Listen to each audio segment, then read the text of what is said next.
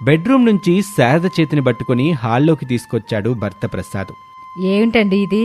ఈ మధ్య ఎప్పుడూ లేంది ఈరోజు నా చేతిని పట్టుకొని బెడ్రూమ్లో నుంచి హాల్లోకి తీసుకొచ్చారు. నా కోసం ఏమైనా తీసుకొచ్చారా ఏమిటి?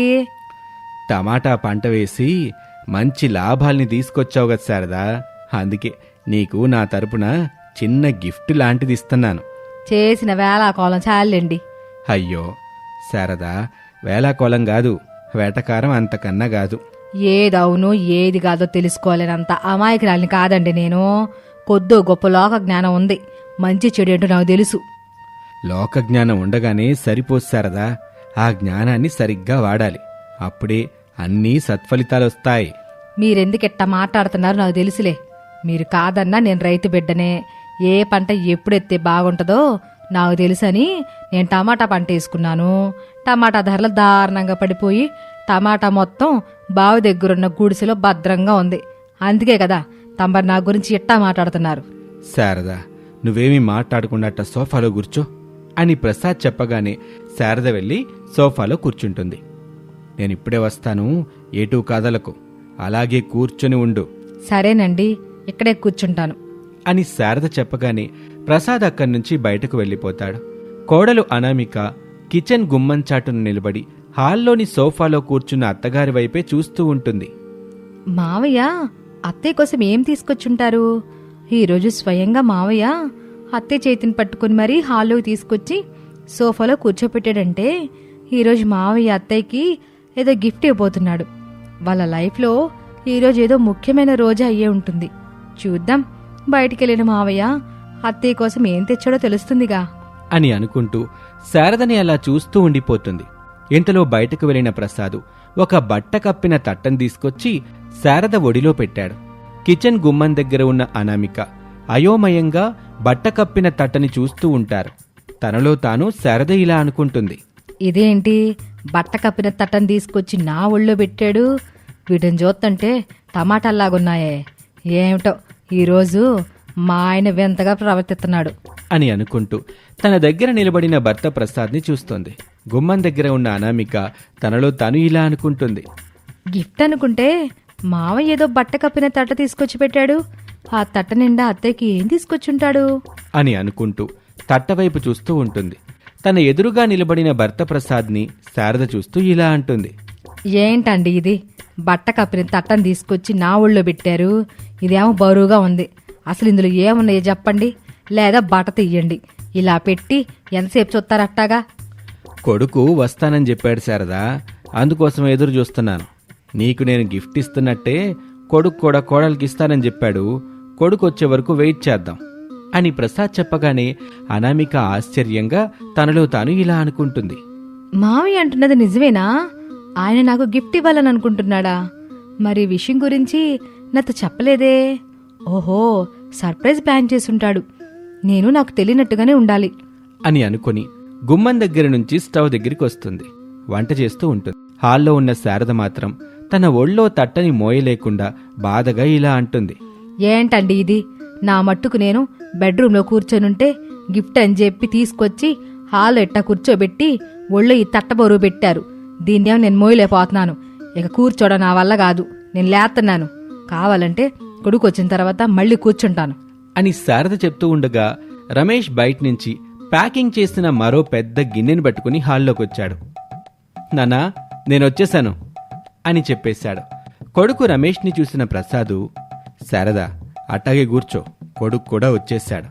ఇప్పుడే వెళ్ళి కోడల్ని కూడా తీసుకొస్తాడు, నీ పక్కనే కూర్చోబెడతాడు, అద్దిరిపోయే గిఫ్ట్ ఇస్తాడు. ఏం బాబు? ఇస్తానన్నా. నేనిచ్చిన గిఫ్ట్ చూసిన తర్వాత అనామిక ఆనందం పట్టలేక వెర్రి చూపులు చూస్తుంది. కూర్చోమ్మా, నేను వెళ్ళి తమరి ముద్దుల కోడల్ని తీసుకొస్తాను. ఈ రోజు నాకెందుకో తేడా కొడుతుంది. ఏం తేడా లేదులే శారదా, నువ్వు కూర్చో, కొడుకెళ్ళి కోడలు తీసుకొస్తాడుగా అని చెప్పగానే శారద కూర్చొని ఉంటుంది. రమేష్ కిచెన్లోకి వెళ్తాడు. అనామిక, వంట పని అయిందా? అయిపోతుందండి. మీకేమైనా కావాలా? నీతోనే కొంచెం పనుంది. ఒక 5 నిమిషాలు వచ్చి సోఫాలో కూర్చో. అది కాదండి, నాకు వంటగదిలో పనుంది కదా. ఒక్క 5 నిమిషాలే అనామిక. సోఫాలో నా పని అయిన వెంటనే నువ్వొచ్చి నీ పని చేసుకోవచ్చు అని చెప్పి అనామికాని తీసుకొని హాల్లో ఉన్న శారద దగ్గరికి వచ్చాడు. అలా వచ్చి అమ్మ పక్కన కూర్చో అనామిక అని చెప్పగానే శారద పక్కన కోడలు అనామిక కూడా కూర్చుంటుంది. రమేష్ ఆలస్యం చేయకుండా తను ప్యాకింగ్ చేసి తీసుకొచ్చిన గిన్నెని అనామిక చేతిలో పెడతాడు. అదేమో చాలా బరువుగా ఉంటుంది. అనామిక అయోమయంగా తనలో తాను ఇలా అనుకుంటుంది. ఈ పెద్ద గిన్నెలో నుంచి దోసల పిండి వాసన వస్తుందేంటి అని అనుకుంటూ అత్తాకోడలిద్దరూ కళ్ళు మూసుకోండి, నేను బాబు 1 2 3లు చెప్తాం, అప్పుడు కళ్ళు తెరవండి అని చెప్పగానే అత్తాకోడలిద్దరూ కళ్ళు మూసుకుంటారు. 1 2 3 అని కౌంట్ చేయగానే అత్తాకోడలిద్దరూ కళ్ళు తెరిచి చూస్తారు. శారద ఒళ్ళో ఉన్న తట్ట నిండా టమాటాలుంటాయి. అనామిక ఒళ్ళో పెట్టిన గిన్నె నిండా దోసల పిండి ఉంటుంది. వాటిని చూసి అత్తాకోడలిద్దరూ ఆశ్చర్యపోతారు. ఒకరినొకరు చూసుకుంటూ తండ్రి కొడుకుల్ని చూస్తారు. కోపంగా శారద ఇలా అంటుంది. ఏంటండి ఇది? చూస్తంటే అత్తాకోడలికి తెలియటం లేదా? నా ఒళ్ళో ఉన్నాయి టమాటాలు, కోడలి ఒడిలో ఉన్నది దోసల పిండి. అవునండి, ఇలా ఒళ్ళో దోసల పిండి గిన్నెని ఎందుకు పెట్టారు మీరు? నేనెంత చెప్పినా వినకుండా టమాటా పంట నువ్వు చేసావు శారదా. ఇప్పుడు టమాటాలనేం చేస్తావు, ఎట్టా చేస్తావు? అన్నం తినకుండా 3 పూటలు టమాటాలే తింటావా? ఏం చేస్తే టమాటా పంట మనకు లాభాలు తీసుకొచ్చి పెడుతుందో నువ్వు చెప్పు అని ప్రసాద్ అడగగానే శారద ఏమీ మాట్లాడకుండా మౌనంగా తలదించుకుంటుంది. అనామిక అమాయకంగా ముఖం పెట్టి రమేష్ని చూస్తుంది. నువ్వేంటి అనామిక, ఏమీ తెలియనట్టు అంత అమాయకంగా ముఖం పెట్టి చూస్తున్నావు? నేనెంత చెప్పాను, ఇప్పటికే చాలా టిఫిన్ సెంటర్లు, టిఫిన్ బళ్ళు ఉన్నాయని. నువ్వొక దోశల బండి పెడితే లాస్ అవటం తప్ప లాభం ఉండదని చెప్పానా? అయినా నువ్వు వినలేదు. ఇప్పుడు చూడేమైందో. బుద్ధొచ్చిందండి, ఇక నుంచి మీరు చెప్పినట్టు చేస్తాను. ఇంటి పని తప్ప బయటికి వెళ్ళనండి. కానీ ఇప్పటి వరకు పెట్టిన ఖర్చయితే తిరిగి రాదు కదా. కానీ నాకు బుద్ధొచ్చింది కదండి. శారదా, కోడలికి బుద్ధొచ్చిందంట, మరి నీ పరిస్థితి ఏంటి? నాకు కూడా బుద్ధొచ్చిందండి, ఇక నుంచి మీరు చెప్పినట్టే చేస్తాను. ఇప్పుడు నువ్వు చెప్పినంత మాత్రాన నిన్ను వదిలిపెట్టాను శారదా. కోడలు 100 రూపాయలు తప్పు చేస్తే నువ్వు 1000 రూపాయలు తప్పు చేశావు. ఇప్పుడు ఆ 1000 రూపాయలు ఎట్టా తిరిగి వస్తాయి, ఎట్టా సంపాదిస్తావు? ఆలోచించుకొని చెప్పు, పదబాబు అని చెప్పి రమేష్ని తీసుకొని ప్రసాద్ అక్కడి నుంచి వెళ్ళిపోతాడు. ఇదేమిటత్తయ్య, మంచిగా ఉండే మావయ్య ఒక్కసారిగా విలన్ లాగా మారిపోయారు. నోర్మి, నోటికి ఎంత మాట వస్తే అంత మాట అంటావా? ఎవరిని అంటున్నావో ఎవరితో అంటున్నావో చూసుకొని అక్కర్లేదు. సారీ అత్తయ్య. సర్లే కోళ్ళ, తండ్రి కొడుకుల బాధలో కూడా అర్థం ఉందిగా. ఇద్దరు కష్టపడతా డబ్బుల్ని సంపాదించి పెట్టేవాళ్ళు మనకి ఉండి లేని జ్ఞానంతో లాస్ చేసేసాం. నువ్వేం చేస్తావు ఏమో కోళ్ళ, మంచి ఆలోచన చెయ్యి. ఇటు టమాటాలు సేల్ అయిపోవాలి, అటు నీ దోశల వ్యాపారం బాగుండాలి అని అత్తాకోడలిద్దరూ మాట్లాడుకుంటూ ఉంటారు. పిల్లలు హరీషు, భవ్యలు వాళ్ళ దగ్గరికి వస్తారు. నానమ్మ, నువ్వు మమ్మీ మాట్లాడుకోవడం నేను చెల్లి విన్నాము. నాకు అన్నయ్యకి ఒక సూపర్ ఐడియా వచ్చింది. ఈ ఐడియాని మీరిద్దరూ కలిసి చేస్తే చాలా బాగుంటుంది మమ్మీ. అదేమిటో చెప్పు తల్లి. అత్త కోడళ్ళు కలిసి టమోటా దోశని కొత్తగా పెట్టండి, టమోటా పచ్చళ్ళు చేయండి అని తనకొచ్చిన సూపర్ ఐడియాని భవ్య చెప్పింది. అవును మమ్మీ, చెల్లి చెప్పినట్టుగా నువ్వు నానమ్మ కలిసి టమాటా దోశలు బండి పెట్టండి, టమాటాలు పచ్చడి చెయ్యండి అని చెప్పగానే అత్తాకోడలిద్దరికీ పిల్లలు చెప్పిన ఐడియా బాగా నచ్చింది. అదే ఐడియాని అమలు చేద్దామని నిర్ణయానికొచ్చారు. పిల్లలో మీరు సూపర్ అంటే సూపర్ రా అని శారద పిల్లల్ని బాగా మెచ్చుకుంటుంది. వాళ్ళిచ్చిన ఐడియా వర్కౌట్ అవుతుంది అనిపిస్తుంది. అలా అనిపించిన వెంటనే దాన్ని అమలుపరిచే బాధ్యత తీసుకుంటారు అత్తాకోడళ్ళిద్దరు. అలా అత్తాకోడలు కలిసి ఆ రోజు నుంచి టమాటా దోశల బండి పెడతారు. రోజులు గడుస్తున్న కొద్దీ అత్తాకోడళ్ల టమాటా దోశల వ్యాపారం బాగా సాగుతూ ఉంటుంది. అంతేకాదు, ఊర్లో వారికి మంచి పేరు తెచ్చిపెడుతుంది. ఈ అత్తాకోడల దగ్గర ఈ టమాటా దోశలు ఊళ్ళో వాళ్ళందరికీ నచ్చడమే కాదు, మంచి డబ్బులు కూడా సంపాదించేలా చేస్తుంది. దాంతో అప్పటి వరకు అత్తాకోడళ్ళిద్దరూ ప్రతి దాంట్లోనూ నష్టపరిచేలా చేస్తున్నారనుకుంటున్న తండ్రి కొడుకులు ఇప్పుడు చాలా సంతోషిస్తారు. ఇక అందరూ కలిసి సంతోషంగా జీవిస్తూ ఉంటారు. ఇది ఇవాల్టి కథ, పేద కోడలి టమాటా దోశ. మరొక ఆసక్తికర కథలో మళ్ళీ కలుద్దాం. అంతవరకు సెలవు, నమస్తే. సమయం అర్ధరాత్రి 2 దాటింది. బిల్డింగ్ మీద అత్తాకోడళ్ళు శారదా, అనామికాలు నిలబడి ప్రశాంతంగా నిద్రపోతున్న ఊరివైపు చూస్తూ ఉంటారు. అత్తగారు శారద భయపడుతుంటే కోడలు అనామిక ధైర్యంగా ఉంటుంది. ఇక వెళ్ళి పడుకుందాం పదకోళ్ళ. ఊర్లో పిల్లల్ని ఎత్తుకెళ్లే దెయ్యం తిరుగుతుంటే నిద్ర ఎలా వస్తుంది అత్తయ్య? చూడు కోళ్ళ, ఆ దెయ్యాన్ని కనిపెట్టడానికి పట్టుకోవడానికి ఊరు పెద్ద సుదర్శను, తెలివైన బలమైన లోకేషు, సంపత్తు అని 2 వ్యక్తుల్ని కాపలా పెట్టాడు. దెయ్యం సంగతి నాలు చూసుకుంటారులే. అలా కదత్తయ్య, మనం కూడా మనవంత సహాయం చెయ్యాలి కదా. ఏం సహాయం చేస్తావే? ఆ దయ్యం ఎప్పుడు వస్తుందో, ఎలా వస్తుందో, ఎవరి పిల్లల్ని ఎత్తుకెళ్ళిపోతుందో అర్థం కావడం లేదు, తెలియడం లేదు. అట్లాంటి దెయ్యంతో మనకెందుకు చెప్పు? ఆలోచించత్తయ్య, ఇప్పటి వరకు దాదాపుగా 10 ఏళ్లలోపు 6 మంది పిల్లల్ని ఎత్తుకెళ్ళింది. హరీష్ భవేలు కూడా 10 ఏళ్లలోపే ఉన్నారు. అందుకే నేనింతలా ఆ దెయ్యాన్ని పట్టుకోవాలని చూస్తున్నాను. ఎత్తుకెళ్లిన పిల్లల్ని ఎక్కడికి తీసుకుని వెళ్తుంది? అసలు ఆ దెయ్యం పిల్లల్ని తీసుకెళ్లి ఏం చేస్తుంది? ఆలోచిస్తే నిజమనిపిస్తుంది కోళ్ళ. వామో, నా మానవుడో మానవరాలు వాళ్ళని వదిలిపెట్టి నేను ఒక్క క్షణం కూడా ఉండలేను. వాళ్ళని ఎట్టి పరిస్థితుల్లో ఒంటరిగా ఎక్కడికి పంపను. ఆడుకోవడానికి షాపులకి ఎక్కడికి పంపించను. అత్తయ్య, నాకు ఊరి చివరిలో ఉంటున్న నాగరత్నం మీదే అనుమానంగా ఉంది. నాగరత్నం వయసు ఎంత ఉంటుందని అనుకుంటున్నావు కోళ్ళ? ఎంత అని నేను చెప్పలేను కానీ అత్తయ్య, ఇటు కన్నెపిల్ల కాదు, అటు ముసలవ్వ కాదు. ఊరి చివరిలో ఉంటున్న నాగరత్నానికి దెయ్యానికి ఏదో సంబంధం ఉండే ఉంటుంది అత్తయ్య అని అనామిక చెబుతూ ఉండగా కుక్కలరుస్తున్న సౌండ్ వినబడుతుంది. శారద ఒక్కసారిగా ఉలిక్కి పడుతుంది. అనామిక మాత్రం ధైర్యంగా దిక్కులు చూస్తూ ఉంటుంది. అప్పుడే ముసలి నాగరత్నం ఒక లాంతర్ పట్టుకుని ముందుకు నడుస్తూ ఉంటుంది. అది అనామిక చూస్తుంది. కాని అది ఖచ్చితంగా నాగరత్నమేనని పోల్చుకోలేకపోతుంది అనామిక. అత్తయ్య, మీరు వెళ్ళి పడుకోండి, నేను మళ్ళీ వస్తాను అని చెప్పి అనామిక బిల్డింగ్ మీద నుంచి కిందకొచ్చి అలా ముందుకు నడుచుకుంటూ వెళ్తూ ఉంటుంది. లాంతర్ పట్టుకుని ముసలి నాగరత్నం అడవి వైపు నడుస్తూ ఉంటుంది. కొంచెం దూరంలో నాగరత్నం వెనకాలే అనామిక నడుస్తూ ఉంటుంది. ముసలి నాగరత్నం అడవిలోకొచ్చి సడన్గా మాయమవుతుంది. అనామిక అయోమయంగా దిక్కులు చూస్తూ ఉంటుంది. అప్పుడే లోకేషు, సంపత్తు పరుగున అనామిక దగ్గరికి వచ్చారు. అక్కా, ఇప్పుడు ఒక వ్యక్తి వెళ్ళాడు కదా, ఎటువైపు వెళ్ళాడు? వెళ్ళాడు కాదు సంపత్, వెళ్ళింది. నేను చాలా దగ్గరగా చూశాను. లాంతర్ పట్టుకుని వెళ్ళింది. మగ మనిషి కాదు, ఆడ మనిషి. రోజూ కుక్కరిస్తూ ఉంటుంది, అప్పుడు ఇలా లాంతర్ పట్టుకుని వెళ్తుంది.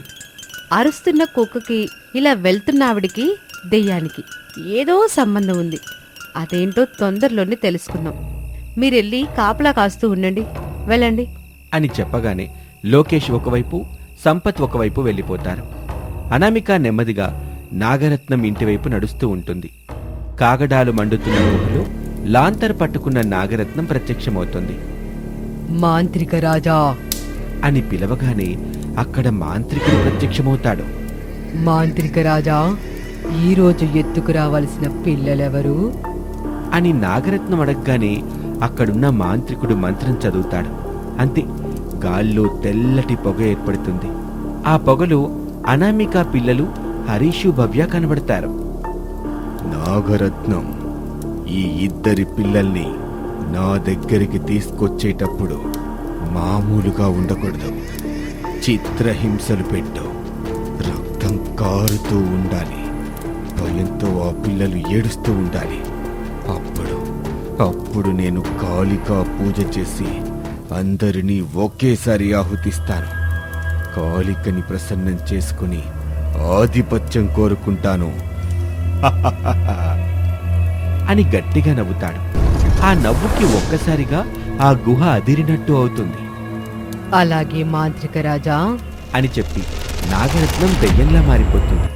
గట్టిగా నవ్వుతూ ఆ గుహలో మాయమై పిల్లలతో పడుకున్న శారద గదిలో ప్రత్యక్షమవుతుంది. శారద ఆ దెయ్యాన్ని చూస్తుంది. ఓహో శారదా, నువ్వింకా పడుకోలేదా? కాలా, రమేషు, ఏవండి అని గట్టిగా భయంతో పిలుస్తూ ఉంటుంది. ఆ దెయ్యం నవ్వుతూ ఉంటుంది.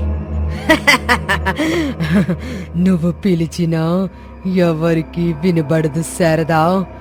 నేను నీ మనవడు మనవరాలిని తీసుకుని వెళ్తున్నాను. ఇక వాళ్ళ ఫోటోలకి దండ వేసుకోండి అని చెప్పి హరీషు భవ్యలతో పాటు ఆ దెయ్యం మాయమవుతుంది. అంతే. అప్పుడు శారద గట్టిగా అరుస్తూ ఏడుస్తూ ఉంటుంది. ప్రసాద్ నిద్రలేస్తాడు. రమేష్ పరుగున అక్కడికొస్తాడు. కంగారు పడుతూ ఉంటారు. ఏమేం శారదా, ఎందుకు ఏడుస్తున్నావు?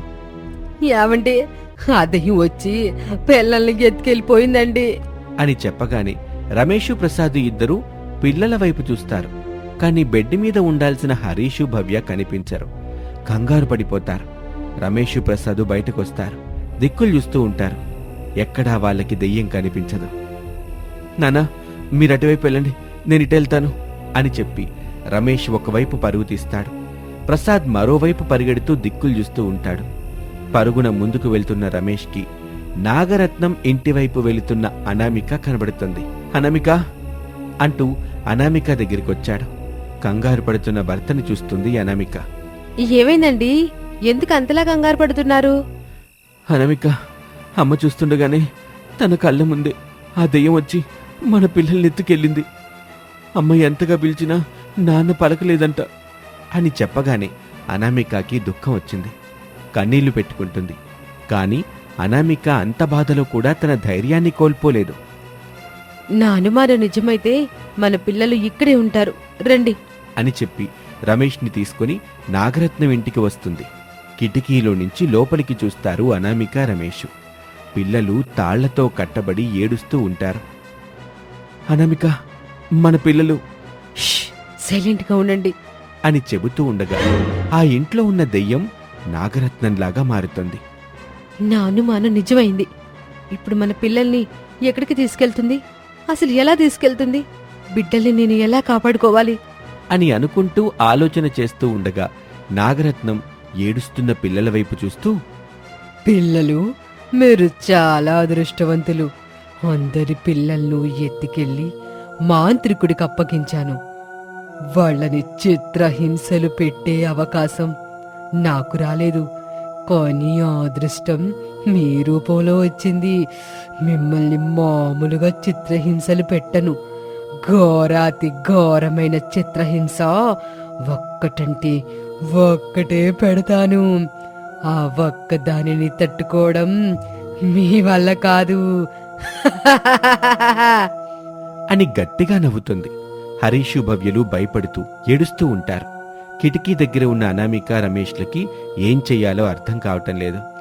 పిల్లలు, నాకు బాగా ఆకలిగా ఉంది. నేను కడుపు నిండా తిని కంటి నిండా నిద్రపోయిన తర్వాత మిమ్మల్ని చిత్రహింసలు పెట్టుకుంటూ తీసుకెళ్లి ఆ మాంత్రికుడికి అప్పగిస్తాను. ఆ తర్వాత వాడు పనిని పూర్తి చేసుకుంటాడు అని నాగరత్నం మాయమవుతుంది. ఇక అది చూసిన అనామిక, ఏవండి, నాగరత్నం తిందామని ఎక్కడికో వెళ్ళినట్టుందండి. అదొచ్చేలోపు మన పిల్లల్ని కాపాడుకొని ఇక్కడి నుంచి తీసుకెళ్ళాలి. ఏదో ఒకటి చేసి లోపలికి వెళ్ళాలి అని అనామిక రమేష్తో కలిసి గుమ్మం దగ్గరికి వస్తుంది. రమేష్ గట్టిగా తలుపుని తంతాడు. ఆ తలుపు 2 ముక్కలవుతుంది. అనామిక, రమేషు సంతోషపడతారు. అంతే, ఆ తలుపు మళ్లీ అతుక్కుంటుంది. అనామిక, రమేష్కి అయోమయంగా ఉంటుంది. ఆశ్చర్యంగా చూస్తూ ఉంటారు. ఇప్పుడెలా అండి? అనామిక, కంగారు పడకు అని రమేష్ బలంగా గోడని గుద్దుతాడు. ఆ గోడ ముక్కలవుతుంది. లోపలికి వెళ్ళాలి అనుకుంటారు. కాని ఆ గోడ మళ్లీ మామూలైపోతుంది. అప్పుడు దెయ్యం వాళ్ళ ముందు ప్రత్యక్షమవుతుంది. మీరు నన్ను ఏం చేయలేరు. నా నుంచి మీ పిల్లల్ని కాపాడుకోలేరు. ఎక్కడి నుంచి వెళ్ళండి. నాగరత్నం, నా పిల్లల్ని వదిలిపెట్టు. వారేవా అనామిక, నన్ను గుర్తుపట్టావు. సంతోషం. ఎక్కడి నుంచి వెళ్ళండి. మనిషి సంకల్ప బలం ముందు ఏ దయ్యం శక్తి పనిచేయదు. మా పిల్లల్ని మేం కాపాడుకుంటాం. అనామిక, మమ్మల్ని చంపే స్వర్ణ ఖడ్గం పడమటి దిక్కునున్న పెద్ద చెట్టు కింద ధ్యానముద్రలో కూర్చున్న ముని దగ్గరుందని నీకు తెలీదు. ఇక వెళ్ళు అని చెప్పేసి ఆ దెయ్యం మాయమవుతుంది. ఏమండి, దెయ్యం మనకి స్వర్ణ ఖడ్గమని ఏదో హింట్ ఇచ్చింది కదా? అవుననమిక, పడమటి దిక్కునున్న పెద్ద చెట్టు దగ్గర కూర్చొనున్న ముని దగ్గర ఆ స్వర్ణ ఖడ్గమే ఉంటుందని చెప్పింది. ఇక అంతే, అనామిక, రమేష్లు ఆలస్యం చేయకుండా పడమటి దిక్కున ఉన్న చెట్టు దగ్గరికి పరుగున వస్తారు. ధ్యానముద్రలో ఒక ముని కనిపిస్తాడు. అనామిక రమేష్లు ఆ మునికి చేతులు జోడించి వేడుకుంటారు. తమ పిల్లల్ని కాపాడమని బ్రతిమిలాడతారు. కాసేపటికి ఆ ముని కళ్ళు తెరుస్తాడు. తన దగ్గర ఉన్న స్వర్ణ ఖడ్గాన్ని ప్రత్యక్షం చేయించి అనామికకి ఇస్తాడు. ఈ స్వర్ణ ఖడ్గాన్ని కింద పడనీయకుండా చూసుకోవాలి తల్లి. ఇది పొరపాటున కింద పడితే తన శక్తిని కోల్పోతుంది.